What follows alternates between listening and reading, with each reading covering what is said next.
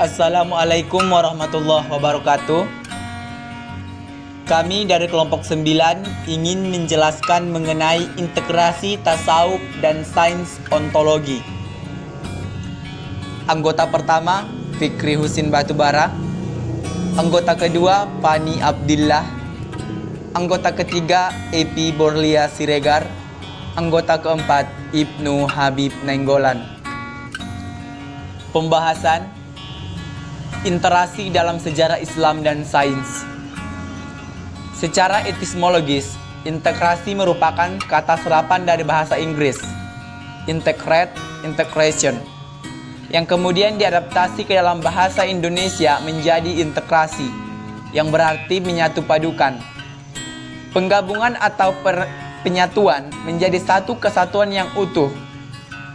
Adapun secara terminologis, integrasi ilmu adalah pemaduan antara ilmu-ilmu yang terpisah menjadi satu kepaduan ilmu. Dalam hal ini, penyatuan antara ilmu-ilmu yang bercorak agama dengan ilmu-ilmu yang bersifat umum. Setelah umat Islam mengalami kemunduran sekitar abad 13-2 Masehi, pihak Barat memanfaatkan kesempatan tersebut untuk mengembangkan ilmu pengetahuan yang dipelajarinya dari Islam, sehingga ia mencapai masa Renaissance. Ilmu pengetahuan umum, sains berkembang pesat di Barat, sedangkan ilmu-ilmu pengetahuan Islam mengalami kemunduran, yang pada akhirnya muncullah dikotomi antara dua bidang ilmu tersebut.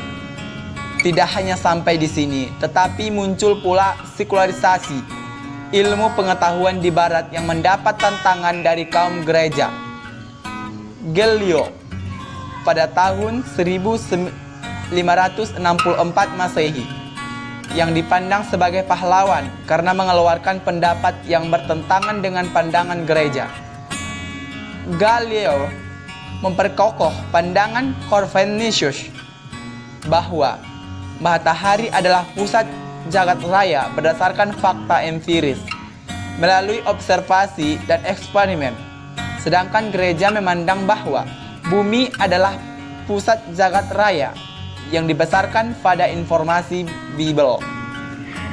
Peristiwa sejarah tersebut menjadi pemicu lahirnya ilmu pengetahuan, memisahkan diri dari doktrin agama. Kredibilitas gereja sebagai sumber informasi ilmiah merosot, sehingga semakin mempersubur tumbuhnya pendekatan saintifik dalam ilmu pengetahuan menuju ilmu pengetahuan sekuler. Sekularisasi ilmu pengetahuan secara ontologis membuang segala yang bersifat religius dan mistis karena dianggap tidak relevan dengan ilmu alam dan realitas sosial. Didemitologisasikan dan disterilkan dari sesuatu yang bersifat ruh dan spiritualitas, yakni didesakralisasikan atau di alam ini tidak ada yang sakral. Adapun pandangan Islam, hubungan antara sains dan agama bukanlah suatu masalah yang besar. Alasannya, sains hanyalah sebagian dari ilmu yang berasal dari kata dasar alama yang berarti mengetahui. Jadi secara intrinsik tidak ada pertentangan antara sains dan Islam. Sains dalam pengertiannya modern adalah pengembangan dari filsafat alam yang merupakan bagian dari filsafat menyeluruh dalam khazanah keilmuan Yunani. Namun, filsafat Yunani terlalu deduktif yang lebih mendasarkan pada pemikiran spekulatif, karena itu perlu dilengkapi dengan pengamatan empiris sebagaimana yang diperintahkan dalam Al-Quran. Sains dan Islam sering dipandang bermusuhan atau dalam pertempuran hidup dan mati. Namun, konflik ini sebenarnya bisa saja dapat diletakkan jika saja sains dan Islam bersifat independen, masing-masing menempati domain yang terpisah dan jarak yang aman satu sama lain. Lazim dikatakan bahwa sains menelusuri hubungan sebab akibat antar peristiwa, sedangkan agama mencari makna dan tujuan hidup. Dua pencarian ini menawarkan perspektif yang saling melengkapi tentang dunia, masing-masing berdiri sendiri, terpisah, dan terlibat hubungan konflik. Seperti telah disebutkan di atas, agama mendorong sains Mereka yang menggunakan akal dan mengikuti nurani untuk penelitian ilmiah akan memperoleh iman yang kuat karena mereka memahami tanda-tanda Tuhan secara langsung. Seperti dinyatakan Rasulullah SAW, mereka bertindak dengan kesadaran bahwa orang yang pergi untuk mencari pengetahuan adalah orang yang tak beriman pada Allah hingga ia kembali. Itulah sebabnya di tangan ilmuwan Muslim sains berkembang dengan pesat. Pengajuan eksperimental menurut sains menjadi kukuh. Dengan demikian di tangan ilmuwan Muslim sains memperoleh karakternya yang regional, objektif secara gelombang pertama peradaban Islam. Namun rasionalitas sains tidak bisa dilepas dari rasionalitas karena teologi filsafat sains merupakan kekuatan integral. Penggabungan antara ilmu umum dan ilmu agama, maka integrasi ilmu ini dekat dengan asimilasi ilmu. Keduanya merupakan upaya mendamaikan polarisasi antara sains modern yang didominasi dan dikuasai Barat dengan wacana keislaman yang masih berada pada titik inferioritas peradaban global.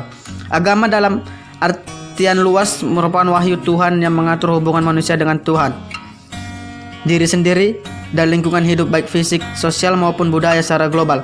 Seperangkat aturan-aturan, nilai-nilai umum dan prinsip-prinsip dasar nilai yang sebenarnya disebut syariat.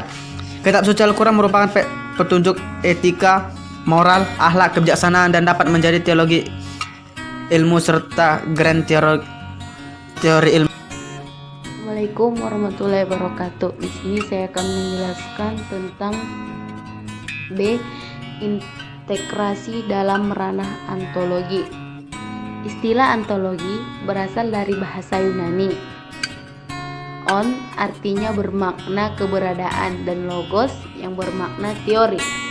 Sedangkan dalam bahasa Latin disebut antologia, sehingga antologia bermakna teori keberadaan sebagaimana keberadaan tersebut. Antologi merupakan bagian dari metafisika yang merupakan bagian dari filsafat dan membahas teori tentang keberadaan seperti makna keberadaan dan karakteristik esensial keberadaan. Surya Surmantri menyimpulkan bahwa antologi sebagai bagian dari kajian filsafat ilmu yang membahas tentang hakikat dan objek ilmu dengan manusia sebagai pencari ilmu. Dengan demikian, antologi adalah ilmu tentang teori keberadaan. Dari istilah antologi ditujukan pada pembahasan tentang objek kajian ilmu. Adapun antologi berfungsi menetapkan substansi yang ingin dicapai, yaitu memahami manusia sesuai dengan sunnatullahnya. Mengingat Al-Quran sebagai sumber ilmu pengetahuan yang paling diandalkan, maka ayat-ayat yang membicarakan tema-tema seperti insan, busyar, nafsul arruh, qoib dapat dirujukkan dengan patokan sejauh mana metodologi itu